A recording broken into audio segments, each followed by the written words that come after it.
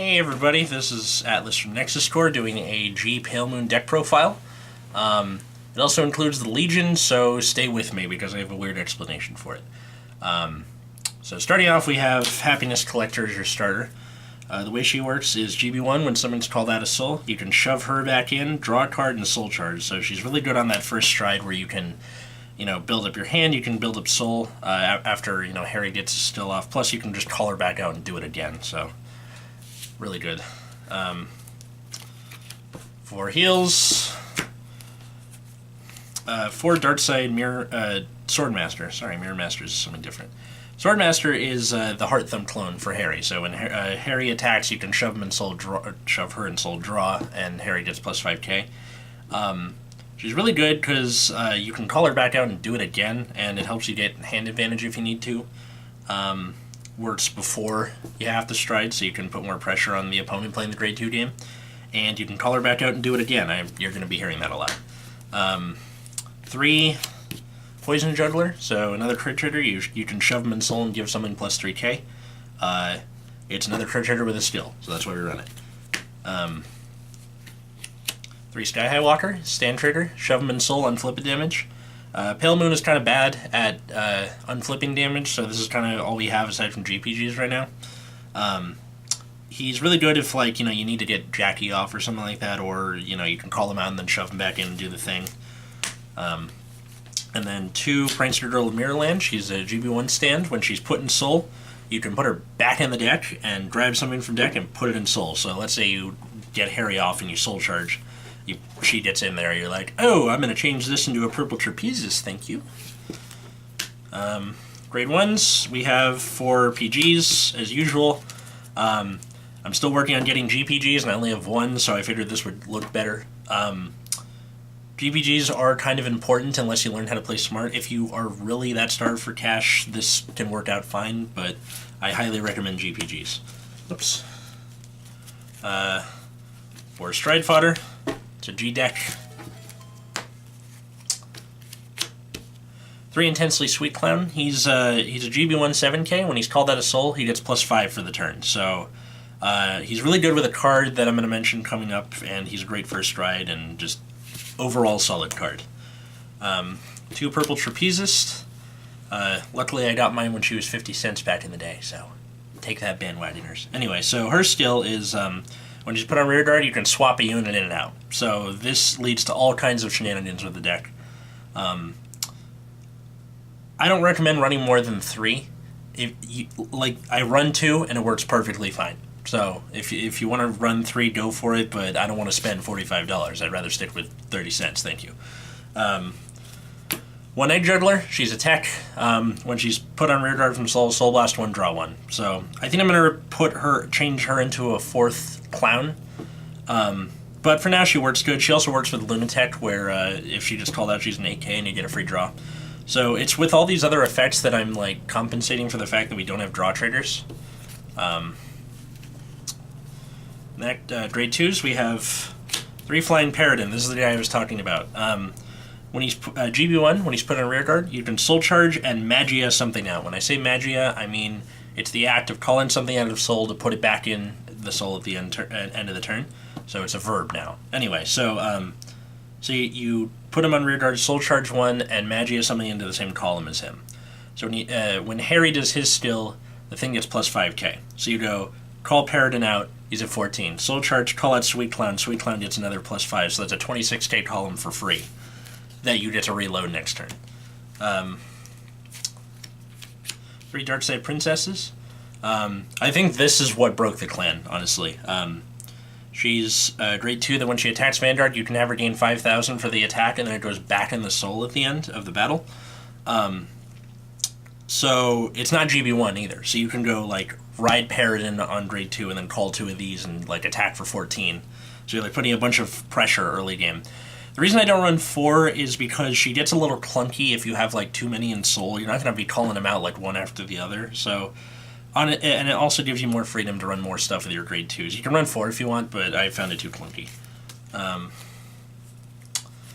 3 Card Dealer Jacqueline. She's the Amber clone, came in the trial deck.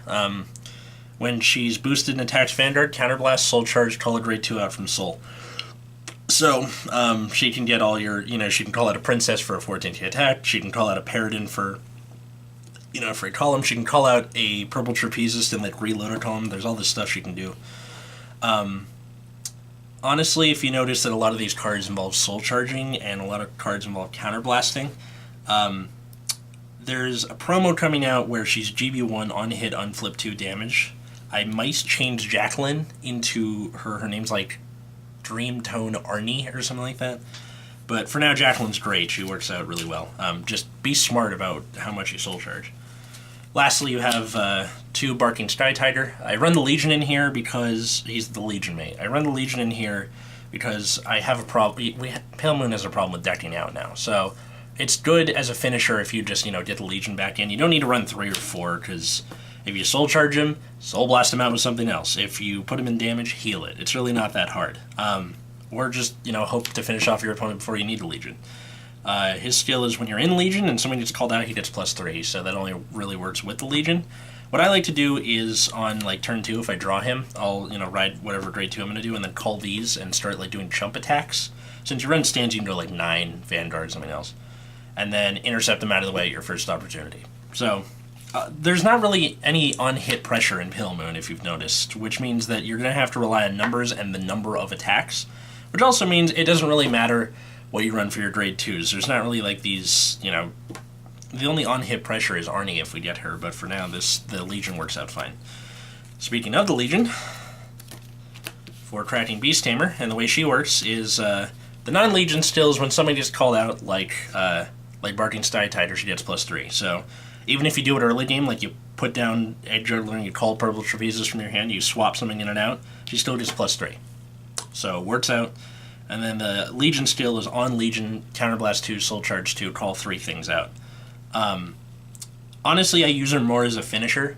Like, if I don't really have many cards left in my deck, you'll put in like 3 triggers in the Tiger, get Tiger, and then just go for that one final like money shot. So honestly, like the other grade 3 options for Pale Moon aren't really that stellar, so I just like her better. Last grade 3 is the headliner, that'd be Harri, and 1 hot stamp. So the on-strike skill is Counterblast 1, Soul Charge 1, Magia something, give it +5k. Really good. Better than most clans. Maybe not like Gurgit or, Altarito or Gavril, but still pretty good. And then the GB2 is when he attacks, you can call something out of Soul permanently and have him and it get +3k. So this typically happens like if you didn't draw a Stride Fodder, or maybe you're running low at cards, you don't want to get a triple drive every turn.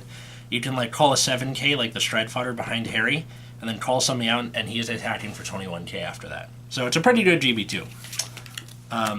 So that's it for the main deck. In terms of the G deck, you have, starting off, you have 2 Dragon Master Amanda. She comes in the trial deck. On hit, when it hits Vanguard, Soul Charge, call something, or Magia something, give it +2. So it's pretty similar to Clifford, which we got in the first Fighters collection, except it's not permanent and involves the Soul Charge. A lot of these things function better like on call, so it's important to like refresh your field every turn. One of my favorite things to do with her is call out Darkside Princess, so Princess is at 11 with her still, and then attack for 16 with Princess and put her back in the Soul. So she's really good as a first stride. Next up you have the big money card of the deck, Loon Detect. He's about $15. He's not really much of a money card. But his skill is when you stride him, you unflip a copy of himself, and everything called out for that turn gets +2. So if you call out like Paradin is at 16k, with Harri. So 5k from Harri and 2k from him. And that also works with Darkside and all that. And then the other skill is GB3, he gets a passive crit at all times. So that's why you typically go Amanda first and then him. So the reason you run 4 is the first time you use it to like wear down their hand, and then maybe you wait a couple turns, do a couple of the strides, and then second turn like go in for the kill with the second pair. So super important. Then you have the Stride Fusion for Harri. Oh yeah, he's a money card too, he's more expensive. Anyway, you don't really need to run too many of him because he functions more as a panic button, which is when he attacked, a GB3, when he attacks, you counterblast 2, put one of your rear guards in the soul and then call 3 things out of your soul, and then after all is said and done, if you have 5 units, your opponent shoves 2 of their units into the soul.